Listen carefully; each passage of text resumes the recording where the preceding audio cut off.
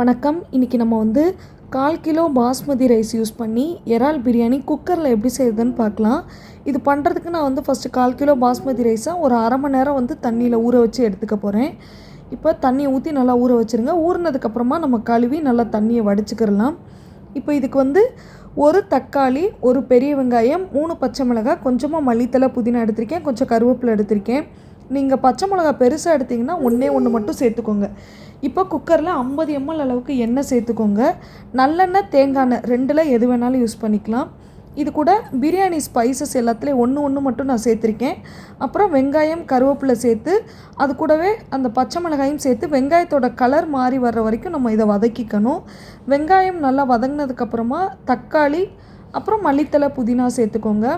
இப்போ தக்காளியையும் நல்லா வதக்கிக்கணும்.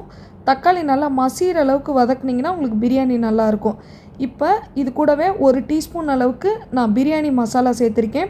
1 டீஸ்பூன் மிளகாய்த்தூள், 1 டீஸ்பூன் மல்லித்தூள் ஆப்ஷனல் தான், உங்களுக்கு விருப்பப்பட்டால் நீங்கள் சேர்த்துக்கலாம். இப்போ இது கூட 2 டீஸ்பூன் அளவுக்கு இஞ்சி பூண்டு பேஸ்ட்டு, 50 ml அளவுக்கு தயிர் சேர்த்து நல்லா மிக்ஸ் பண்ணிக்கோங்க. இப்போ மசாலாவோட பச்சை வாசனைலாம் போகிற வரைக்கும் நம்ம இதை வதக்கிக்கணும். இந்த மாதிரி எண்ணெய் பிரிஞ்சு வந்ததுக்கப்புறமா 1/4 கிலோ அளவுக்கு இறாலை நான் சேர்த்துருக்கேன். இறால் வந்து ரொம்ப வேகணும்னு அவசியம் இல்லை, லைட்டாக இதை மிக்ஸ் பண்ணி விட்டால் போதும். இப்போ இதை நல்லா மிக்ஸ் பண்ணி விட்டதுக்கப்புறமா இதுக்கு தேவையான உப்பு சேர்த்துக்கோங்க. உப்பு சேர்த்து நல்லா கிளறி விட்டுக்கோங்க.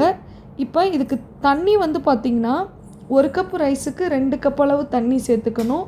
நான் 1/4 கிலோ அரிசி எடுத்ததுனால 1/2 லிட்டர் அளவுக்கு தண்ணி சேர்த்துருக்கேன்.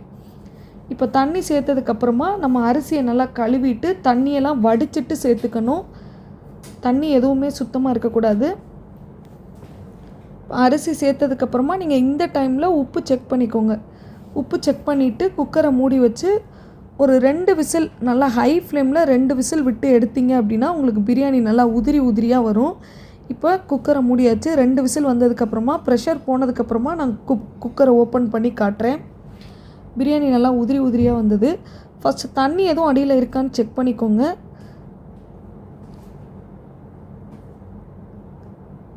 இதில் தண்ணி எதுவுமே இல்லை. இப்போ மூடி வச்சா அரை மணி நேரம் கழித்து சர்வ் பண்ணிங்கன்னா டேஸ்டியான இறால் பிரியாணி ரெடி. நீங்களும் கண்டிப்பாக ட்ரை பண்ணி பாருங்கள். தேங்க்யூ. இன்னொரு வீடியோவில் பார்க்கலாம்.